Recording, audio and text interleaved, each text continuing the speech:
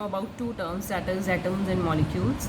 First of all, what is atom? As we already done in the Dalton atomic theory, the smallest particle of a substance which may or may not have independent existence is known as atom. तो ऐसा particle किसी भी substance का जो independently exist कर सकता है और नहीं भी कर सकता, उसको हम क्या बोलेंगे, वो एटम है. एंड मॉलिक्यूल क्या है? फर्स्ट ऑफ ऑल, तो all the molecules are composed of matter. Molecule जो है जितने भी आपके पास मिलेंगे आपको, वो सारे एटम्स के बने. तो it is called as the smallest particle of a substance which is capable of having independent existence. Molecules जो है एटम से ऐसे डिफरेंट है कि इनकी इंडिपेंडेंट एग्जिस्टेंस जो है ये possible. Now what are the examples?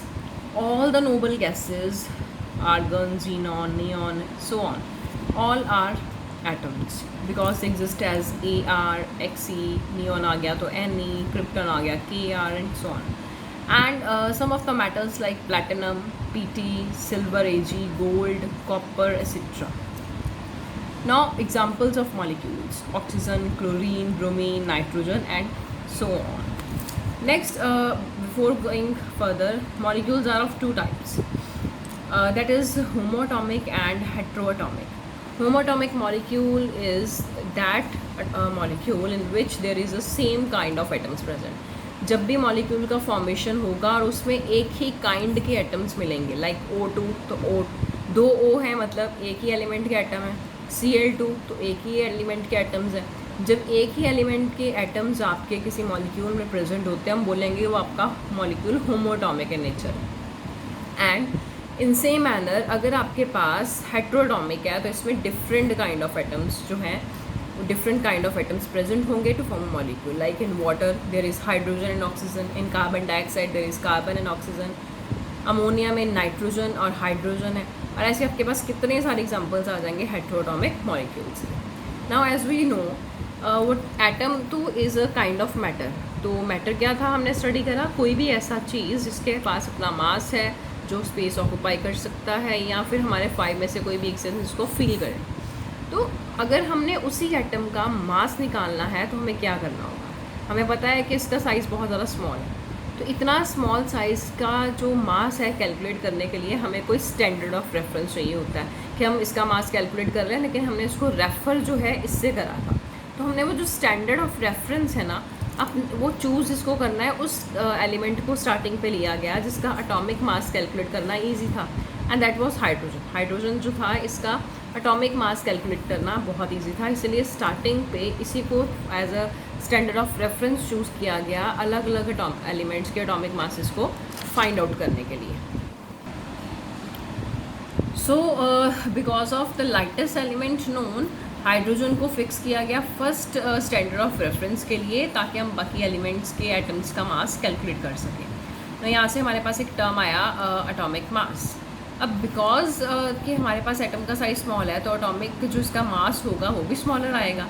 तो instead of taking actual mass, हमने क्या किया, हमने उनका रिलेटिव मास निकाला. रिलेटिव मास वो होता है जब हम किसी भी एलिमेंट का मास निकाल के उसको कंपेयर करते हैं अपने स्टैंडर्ड ऑफ रेफरेंस के साथ, जो कि हमने स्टार्टिंग पे हाइड्रोजन को लिया था. तो हमने उसको कंपेयर करना है, कंपेयर करके जो मास आएगा that will be our relative mass.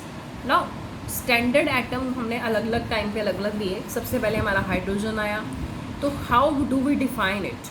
The mass of atom was defined as the number of times it was heavier than the atom of hydrogen taken as 1. अब कहता है कि जो हमने हाइड्रोजन एटम लिया जिसका एटॉमिक मास 1 है, उस हाइड्रोजन के एटम से ये आपका जिस भी एलिमेंट का एटम का मास आप निकालना चाहते हो, वो कितना नंबर ऑफ टाइम्स हैवी है, वो उसका क्या आएगा, मास आ जाएगा. बट लेटर ऑन हाइड्रोजन को हमने डिस्कार्ड कर दिया बिकॉज लाइटर एलिमेंट है, नंबर ऑफ कंपाउंड इसके कुछ ज़्यादा बनते नहीं है. तो इसके बाद ऑक्सीजन को सिलेक्ट किया गया. देन आपका जो डेफिनेशन था वो थोड़ा सा चेंज हो गया. अब ऑक्सीजन का एटॉमिक मास होता है 16. तो हमने क्या किया, the mass of an atom जिसका भी हमने निकालना है, तो क्या होगा, it is the number of times कि वो कितना हैवियर है ऑक्सीजन एटम के साथ जिसका एटॉमिक मास 16 है. It is very easy. जिसके साथ भी आप कंपेयर कर रहे हो, नंबर ऑफ टाइम्स उससे वो हैवियर होना चाहिए.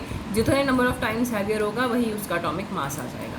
बट फर्दर हाइड्रोजन के बाद जैसे ऑक्सीजन को लिया, फिर उसके बाद ये चेक करा गया कि हाइड्रोजन और ऑक्सीजन दोनों इतने ज़्यादा कंपाउंड्स नहीं बनाते हैं, मैक्सिमम नंबर ऑफ कंपाउंड्स इनके इतने बनते नहीं हैं, बट ऑक्सीजन फिर भी ज़्यादा रिएक्टिव था हाइड्रोजन से, तो हमने उसको भी as a standard reference use किया। But in 1961 International Union of Chemistry ने सिलेक्ट करा एक न्यू यूनिट ऑफ रेफरेंस। उन्होंने क्या किया, आइसोटोप ऑफ कार्बन 12 लिया। नेचर में कार्बन के आइसोटोप 3 आएंगे आपके पास, बट हमने सिर्फ कार्बन 12 वाला लेना है। तो standard of reference for calculating atomic mass हमने कार्बन 12 आइसोटोप को ले लिया। How do we define it now? It is the average relative mass of atom of an element. कहता है ये एक एवरेज रिलेटिव मास है किसी भी एटम ऑफ एन एलिमेंट का, जिसको हम कंपेयर, जिसके मास को हमने कंपेयर करना है किसके साथ? कार्बन 12 आइसोटोप के मास के साथ। और कंपैरिजन में जो हमारे पास सोल्यूशन आएगा that will be your atomic mass. और you can also define it as it is the relative mass of an atom, जिसको हम जब भी कंपेयर करेंगे तो क्या होगा, 1/12 of the mass of carbon atom के साथ ही कंपेयर करेंगे। तो relative atomic mass of atom which when compared with 1/12 mass of carbon atom, जो भी आपका रिजल्टेंट होगा that will be the atomic mass. और in simple words atomic mass is what? Mass of atom upon 1/12 mass of carbon atom. So further इसमें हमने एक नया term करना है that is AMU। AMU is atomic mass unit. Basically ये भी एक क्वांटिटी है, तो it is a quantity of mass which is equal to 1/12 of mass of atom of carbon 12। ये क्वांटिटी जो है मास की है, जो इक्वल होगा किसके? 1/12 of the mass of carbon 12 isotope.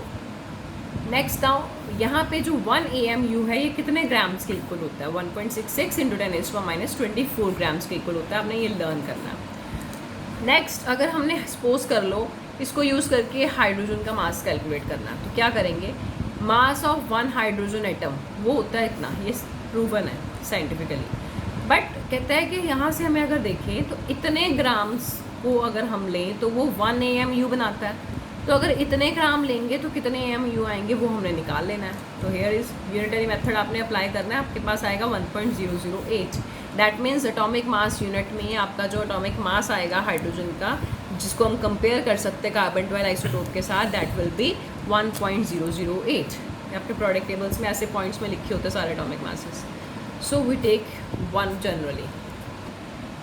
Now atomic mass, तो इन एटॉमिक मास हम लोगों ने एक कंसेप्ट और डिस्कस करा, that was isotopes. Isotopes as you all know, isotopes are the different atoms of some elements having different atomic masses, but इनका atomic number same होता है। नेक्स्ट, अगर आपका एलिमेंट जो है अलग अलग फॉर्म्स में एग्जिस्ट कर रहा है, तो उसका मतलब क्या? अलग अलग फॉर्म्स का मतलब है कि उनके एटॉमिक मासेस अलग अलग होंगे। तो उसका मतलब क्या होगा कि उसके अंदर न्यूट्रॉन्स का नंबर वेरी कर रहा है, हो सकता है एक में ज़्यादा हो एक में कम हो, उसकी वजह से उसका मास इफेक्ट हुआ है। तो अगेन हम लोगों ने एटॉमिक मास नहीं करना है। अगर हमें एटॉमिक मासेस निकालने हैं तो हमें रिलेटिव या एवरेज एटॉमिक मास निकालना पड़ेगा, क्योंकि समटाइम्स कई एलिमेंट्स जो है वो नेचर में एक से ज़्यादा टाइप में एग्जिस्ट करते हैं। लाइक अगर हम क्लोरीन का एग्जांपल ले लें, इन नेचर क्लोरीन के 2 आइसोटोप्स हैं, वन इज़ ऑफ 35 मास और दूसरे वाले का मास होता है 37। नेचर में इनके प्रेजेंट होने का रेशो है 3:1, मतलब 35 वाला 3 के रेशो में है और 37 वाला 1 के रेशो में है। मैक्सिमम जो अबंडेंस में है वो ये वाला है 35 वाला। बट हमने क्या, हमने एटॉमिक मास अगर निकालोगे तो वो पर्टिकुलर एक का आएगा। अगर आप रिलेटिव या एवरेज एटॉमिक मास निकालते हो तो वो सबका कंपेयर करके आता है, जो हम कहीं पे भी यूज़ कर सकते हैं। मतलब जब आपने क्लोरीन का मास कहीं पे फिल करना है, आपको ये नहीं सोचना पड़ेगा कि आपको 35 लगाना है कि 37 लगाना है, अनलेस अनटिल उन्होंने मेंशन करा है। अगर नहीं मेंशन करा है तो हम उसमें उसका एवरेज एटॉमिक मास ही मेंशन करेंगे। उसको कैलकुलेट करने के लिए हमारे पास एक फॉर्मूला है, that is m/a + n/b upon m + n।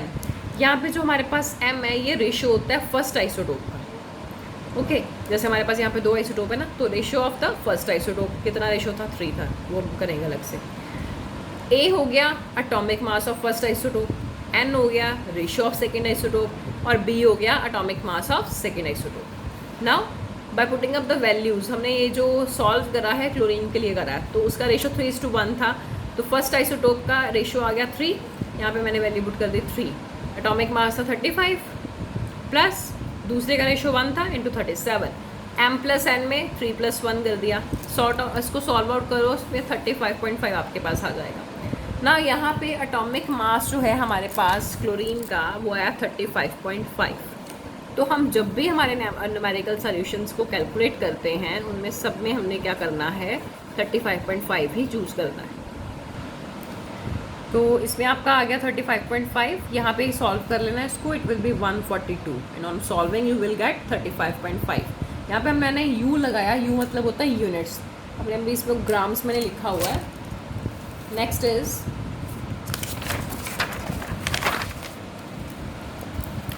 Gram atomic mass. हमने एटॉमिक मास निकाला, उस ग्राम एटॉमिक जो पीछे हमने एटॉमिक मास निकाला हमने यूनिट्स में निकाला था, यू में मैंने आपको मेंशन करा था हमने निकाला। ना हमने उसी को ग्राम्स में अगर कन्वर्ट करना है तो हमारा वो हो जाएगा gram atomic mass.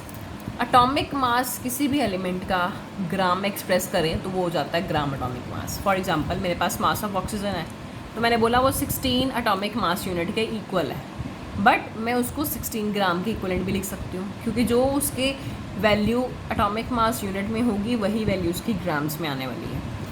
Calculated values की बात कर रहे हैं हम लोग। हाइड्रोजन की 1.008 AMU है तो 1.00 ग्राम हो जाएगा। तो मास किसी भी एक एटम का मास अगर निकालोगे तो वो उसके एक्चुअल मास के इक्वल आ जाता है।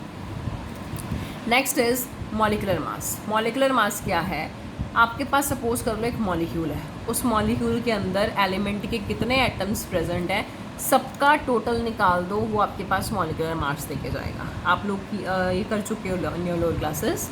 जैसे फॉर एग्जांपल मैंने वाटर का निकालना है, वाटर में हाइड्रोजन ऑक्सीजन 2 एटम है, हाइड्रोजन का एटॉमिक मास होता है 1, कितने एटम है यहाँ पे हाइड्रोजन के 2, तो मेरे पास यहाँ पे क्या आ गया 1 × 2 प्लस ऑक्सीजन का एटॉमिक मास होता है 16, कितने एटम्स है 1 आ गया। On solving you will get 18 units. तो आपके पास क्या आ गया, इसका मॉलिक्यूलर मास 18 यूनिट्स आ गया। सेम मैनर में अगर आपके पास C12H22O11 है विच इज सुक्रोज, तो अगेन कार्बन का एटॉमिक मास 12 होता है, कितने एटम है 12 × 12 प्लस 22, इसका एटॉमिक मास कितना है 1 × 22 प्लस ऑक्सीजन का कितना होता है 16 होता है, तो 11 एटम है तो 11 × 16 कर दो, सॉल्व करने में आपके पास 342 आ जाएगा। सेम मैनर में आपके पास NH2CONH2 विच इज़ यूरिया, उसका निकाल के देखना आपका 60 आना चाहिए। एसिटिक एसिड और एथेनॉइक एसिड जिसको आप विनेगर भी बोल देते हो समटाइम्स, अगर इसका लो परसेंटेज हो, सेम मैनर में निकालोगे 60 आएगा, चेक इट वंस हो। नेक्स्ट इज जैसे हमने एटॉमिक मास का ग्राम एटॉमिक मास निकाला था वैसे मॉलिक्यूलर मास का ग्राम मॉलिक्यूलर मास है। सेम मैनर में अगर आप उसके मास को ग्राम्स में लेते हो तो वो ग्राम मॉलिक्यूलर मास आ जाएगा। Next last is formula mass. Formula mass generally हम लोग आयनिक कंपाउंड्स के लिए यूज़ करते हैं। जैसे हमारे पास आ गया NaCl में सोडियम का 23 होता है प्लस क्लोरीन होता है 35.5, एटम एक ही है तो मल्टीप्लाई नहीं करा मैंने शो यहाँ पे, अगर करोगे तो आंसर आपका वही आने वाला है। तो ये आप क्या आएगा 58.5 यूनिट्स। ओके,